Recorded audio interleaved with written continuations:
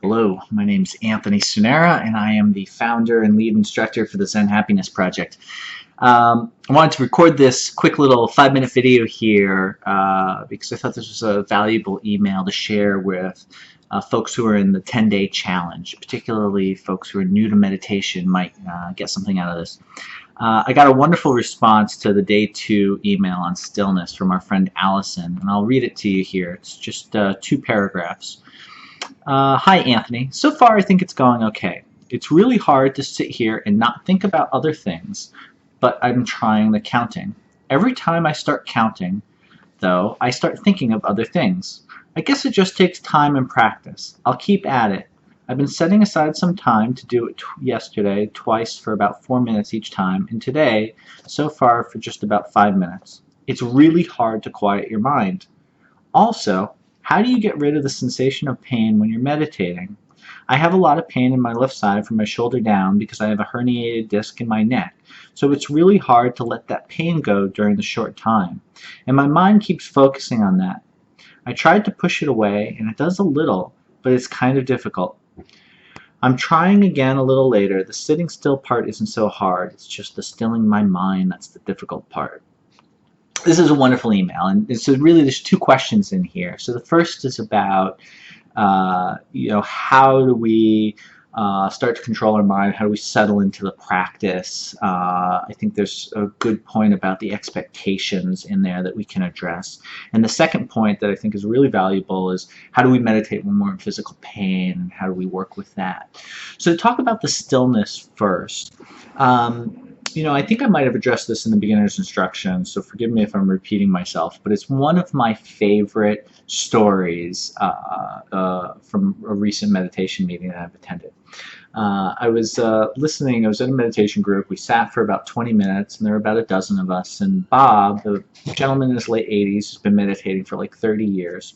Bob says, that was excellent meditation for me. I went from 60,000 thoughts a minute to 15,000 thoughts a minute. Of course, we all had a good chuckle and laugh. But I love that because it really captures something about what can happen in 5, 10, 20 minutes of meditation. The brain is very active, right? It's just got to go all the time. And if you remember, this is a pretty consistent theme I'll keep coming back to through the course of the challenge. Brains think. It's their job. In the same ways that our eyes see and our ears hear, our brains think, right? Even when we're sleeping, our brain is processing and churning through things, processing. It's in its very nature, right? So in meditation, what we're trying to do is still the body and start to still the mind. And that happens very gradually, very slowly. It happens subtly. It happens both in the individual practice, but then it also happens as we practice for the course of years. So one of the reasons that there's a real heavy emphasis in the Zen Happiness Project, and this idea of meditating daily, is that I think there's really wonderful benefits to meditating for 5 minutes. I think it's great to go on a weekend-long silent retreat and meditate for 10, 12 hours a day. It's really wonderful. But meditating day in, day out, learning how to tap into that stillness and calmness that really is at the center of our being, in my opinion.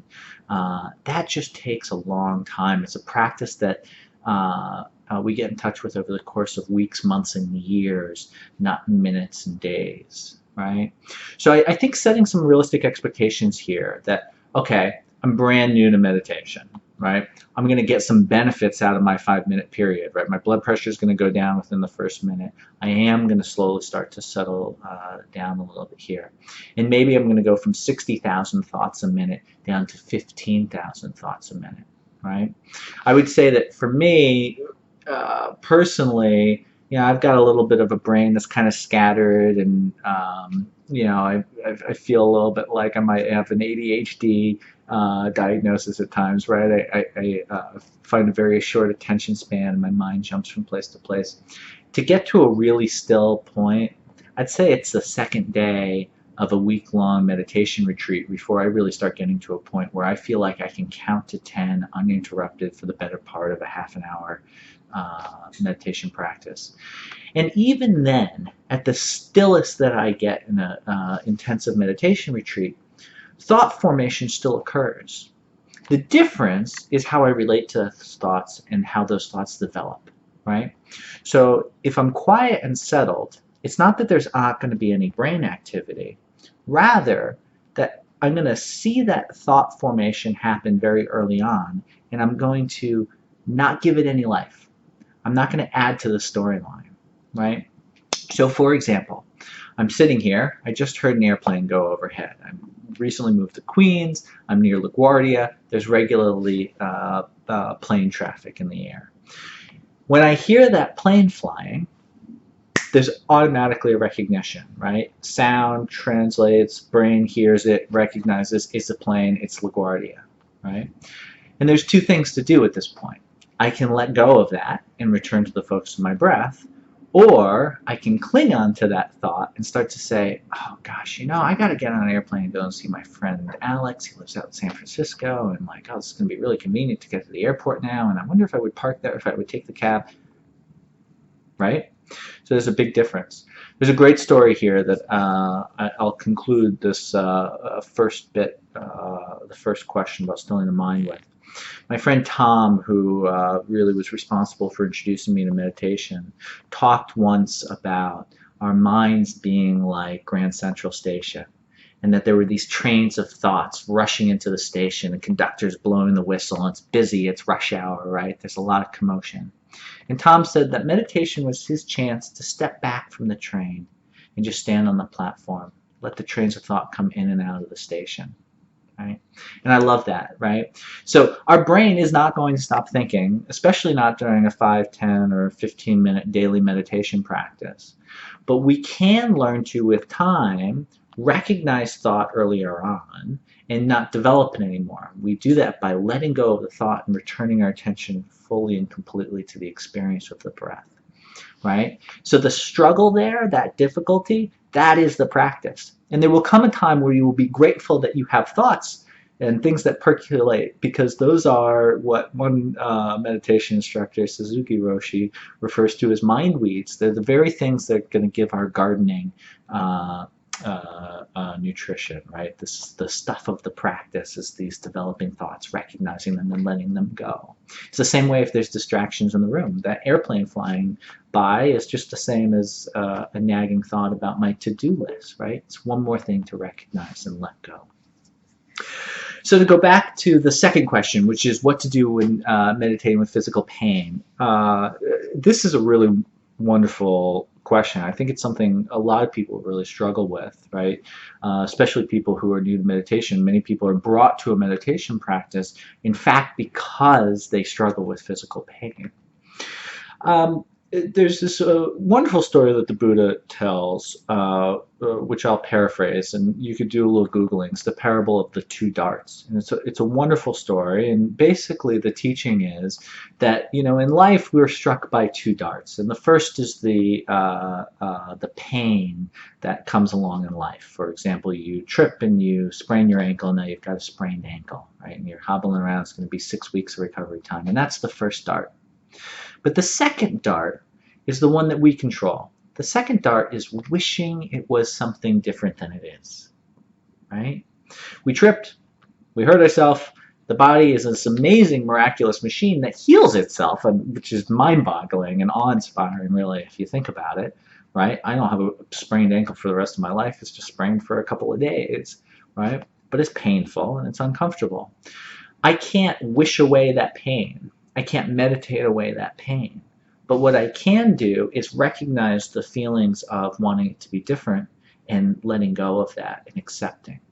So one of the great things that comes from a lifelong meditation practice, a meditation practice that really becomes part of our life, is that we become more accepting people. Life just is the way it is, right? You can struggle against it and say, I wish I didn't have the sprained ankle. It's not going to change the reality. There's a beautiful Taoist saying that really captures this sentiment, and it's an important story for me. It's a story about a leaf that is clinging to a branch in the midst of a stream with a heavy current. And that leaf is clinging to the branch, resisting the current. But then the leaf lets go, and it's carried by the river. And by going with the flow, that leaf gains the strength of the entire river.